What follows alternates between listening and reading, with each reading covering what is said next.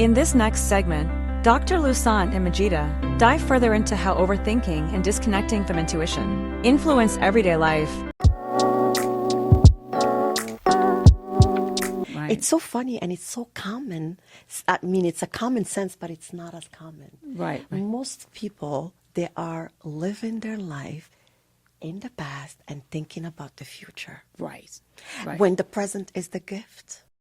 Many people can be physically present yet mentally pulled into the past or the future, which makes it harder to stay in tune with themselves. What I notice is actually a lot of people, when you sit next to them or you in front of them and you talk to them, they are partially here. They're not fully here. Mm-hmm.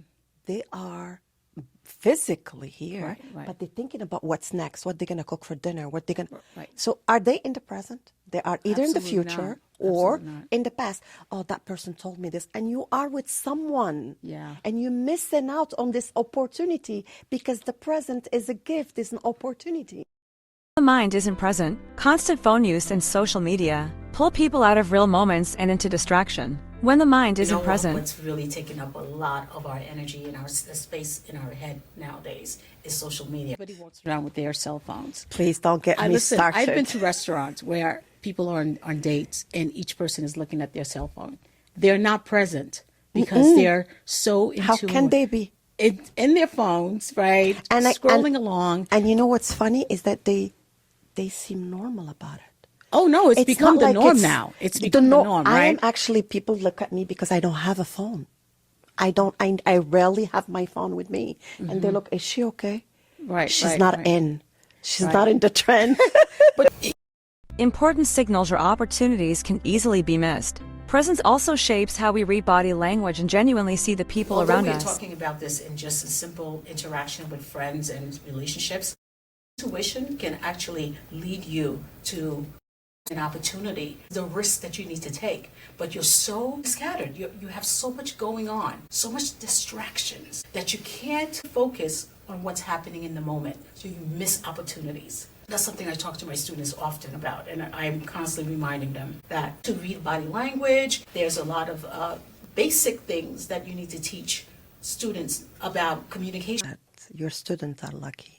Because because you are you have a knowledge about emotional intelligence, and a teacher is another coach in the school. Absolutely, yeah. Because they are the future generation, and you need to let them and help them cultivate emotional intelligence. Because it's very, very important. We are not used to know how to navigate our emotions.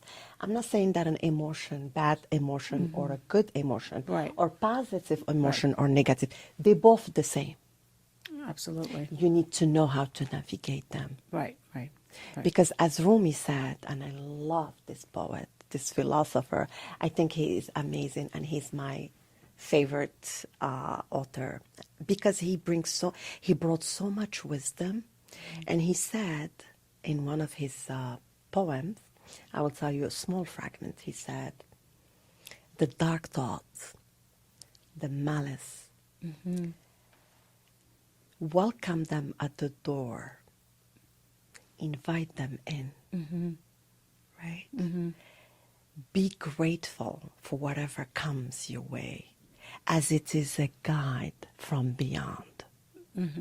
Because these emotions that we are rejecting, oppressing, and ruminating about, they are our guide. They are teaching us to graduate to the second level. Because, listen, we're students for life. And like I told you in our first show, we are under construction. And we need to accept this, this knowledge. We need to accept that we're never going to be perfect, and we need to be polished every day. To be the best version every day. Because a lot of people are competing with the coworker. They're competing. You have enough to compete with your own demons. You be a better version of yourself. That's your competition. So the reason why I told you this is because your students are lucky to have you, because you can actually help them navigate in this beautiful world of emotions and mind and not be afraid of a negative emotion. Right. Emotions help guide that awareness, offering messages rather than judgments. They aren't good or bad, they help us understand what's happening inside. Even feelings like shame are human when they arise. The issue is when we hold on to them instead of letting them move through. And through it all, intuition and awareness reveal moments and openings that are easy to overlook when the mind is distracted or overthinking. One of the things that I work with a lot of clients on is that you need to be open to both positive and negative emotions. There's nothing wrong with being angry. There's nothing wrong with Absolutely not embarrassed. being embarrassed, Nothing wrong. Fear is having primary. shame. All of those are good Absolutely. emotions. They are normal. They're there to teach you something. It's when you hold on to them That's and where they become your pattern. a pattern, becomes the way you see life. a vicious cycle. And guess Unresolved emotions can resurface in relationships and lead people to repeat familiar patterns. These cycles often continue until they're recognized and healed. what? A lot of women and men, I'll talk about women. I have nothing against men, but I'll talk about women because I'm a woman. Yeah. A lot of women fall into the same trap in their relationships. Right. Because their pattern is the same. It's the same. Right. They didn't resolve the wounded inner child in them, and they cannot find the same partner that actually feel or feed that wound. Right. Right. We do attract people based on our past experiences, right? As a child. If you didn't work on it, you need to work on it. The same exact identical, but Yeah. they look different. They have a different outfit, Right. sort of speak. Right. Right. But it's the same Right. thing. Right. Because guess what? If you are ruminating, how can you make a difference? How can you introspect? How can you map your mind? How can you take time and journal? Write down your emotions. Don't be afraid of them. Envision them. Right, See? yeah. So these are the patterns that we need to actually work on. Right. And of course, we will talk about coping strategies. Segment, we're going to talk more about what are some tools, some coping strategies that people can use Wonderful. to identify patterns, repeated patterns, behaviors that they continuously, do, that they don't realize that they are attracting the same types of people, same types of experiences. You know what? This is only the beginning. So we will talk more about how people could get in touch with that side of themselves on our next segment.